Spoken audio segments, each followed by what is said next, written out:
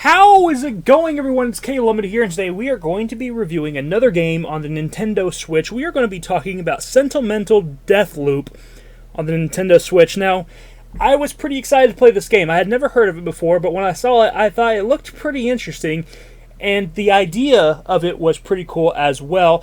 I like stories like this, where the main character basically is dying over and over and over again, and they're basically stuck repeating the same thing over and over until they're able to get it right.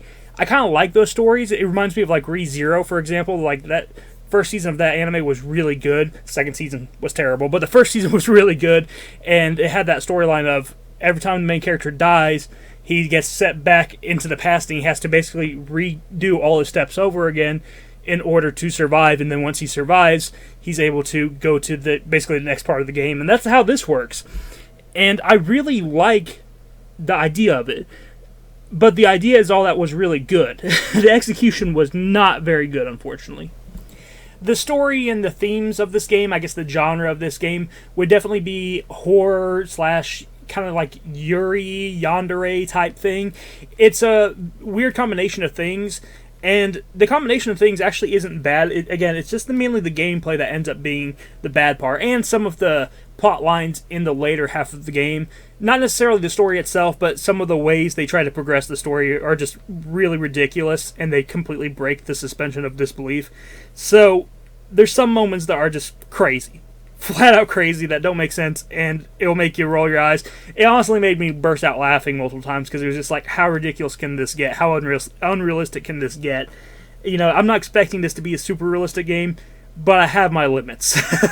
But the actual storyline of this game is basically there's this girl, it is her birthday, she gets invited over to her friend's house for her birthday, but she doesn't know that her friend is actually obsessed with her.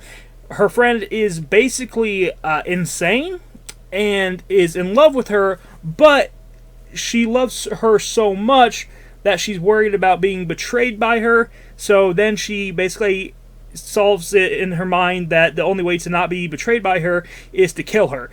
So it's this whole thing where she goes over there, she gets trapped in her friend's house, and you're playing as the girl trying to escape. And she's gifted on her birthday a diary that is cursed. And the curse can only be lifted once the wish that was made on the diary is lifted, and they're trying to figure out what the wish is, because the killer was the one who supposedly made the wish. So it's a whole thing, it's a whole story. It's kind of fun, actually. I like the idea of the story, but it's the gameplay that really starts messing it up, because while the story sounds okay, and I actually like the visual novel aspects of this, I like that stuff of it, the actual gameplay is just going around and interacting with objects. And I've played video games like this before. There's a lot of RPG Maker games that are like this, where you just interact with objects, and you basically interact until you find the right thing. However, this one's a little bit different, because this one requires you to basically interact with some of the same objects over and over and over and over and over again, in hopes that you will trigger the next scene.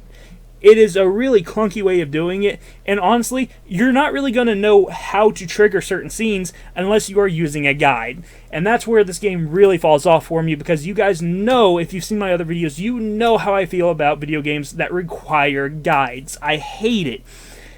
No video game should require a guide. It should always be an option. Sure, you can always have that option, but when it's a game that feels like it needs one to be able to complete, that is not good game design. And this game, in my opinion, requires a guide. And there's a lot of other people who agree that this game is basically unbeatable if you do not have a guide. You will not make it through every single storyline, because there's a lot of side stories that you have to get, a lot of extra, CGs, which is basically like artwork, that you have to get. And the only way to do that is if you follow the guide. I really don't think that you'd be able to solve this by yourself, at least not in a reasonable time frame. If you tried to solve everything by yourself and somehow figured out how to get every single scene to trigger, you would have put like way too many hours into this game, and it would have been super boring, because there's not a whole lot to explore in this game. It's just this one house, and it's just the same objects you're interacting with over and over and over and over again. So that was a huge knock off this game for me. Another knock off this game for me was the fan service. Okay, so I don't really care about fan service usually, but I have my limits, and this game really tested my patience with the fan service in this because, first of all, it's not necessary for this game. It's a horror game. There's not really any need for fan service. But the thing is that it keeps trying to show like panty shots of characters that are either dead or dying, and it's just like, why? This is disgusting. Stop doing this. This is ruining the experience. It actually got on my nerves so bad throughout the entire thing because they just kept doing it over and over and over again. And I was just like, okay, I get it. Like, the person who made this was a pervert. I get it. This doesn't, like, need to be here. It's not in helping the story at all. It's not making the story better. It's not making the gameplay better. Why is this here? It was just an annoying distraction that I thought was kind of just out of pocket, you know? So I was not a fan of that. I was not happy seeing that. I was just like, really? This doesn't need to be here. You know, if you want to have a fan service game, go do that in like some other game where it's all silly and just jokes and stuff. There doesn't need to be fan service in this style of video game that's all horror and, you know, supposed to be a tragic death story, and it doesn't need it. So I was not a big fan of that. Obviously, I know that other horror movies do it as well. A lot of horror movies have fan service and stuff, but frankly, I'm not a fan of seeing any chick get killed when and then like them doing fan service in that way. I find it creepy, frankly. So I was not a big fan of that. But again, that's just another thing to mark against this game. So you have really repetitive gameplay. You have to use the guide in certain parts, and you have some really just creepy decisions in terms of the way that the story goes. And then I think the final straw that made me realize that I would not be able to recommend this game is the fact that it gets so ridiculous towards the end with the way that it tries to kill your characters off. There's a decision at the end of the game, and this is kind of a slight spoiler, so if you don't want spoilers, you should probably click off now, but I'm going to give a slight spoiler here, because you already know that the whole point of the game is that your character dies over and over and over again. That's the whole point of the game, that's the storyline, so you're going to expect your character to die. But at the end of the game, there is a decision to make. You have one or two decisions. One decision will be a good one decision will be a bad one. You don't really know which one's going to cause what, if I'm being honest, unless you're using a guide. But if you use one of the endings, your character will basically... She'll know that there's a trapdoor coming, because she's already seen it once, if you know what I mean. She's already seen that trapdoor once. So she knows that there's a trapdoor coming. So she's standing on it, she walks off of the trapdoor, and it drops. So she's safe. What she doesn't know is that there's a trapdoor next to the other trapdoor. And when I saw that, I lost it. I was just like, this is so ridiculous. This is broken all. Like, I hardly had much suspension. You know, my suspension of belief was already... It was kind of already gone, but that destroyed it. That absolutely destroyed it. When I saw a trapdoor next to another trapdoor, I was just like, there's no way they actually did this.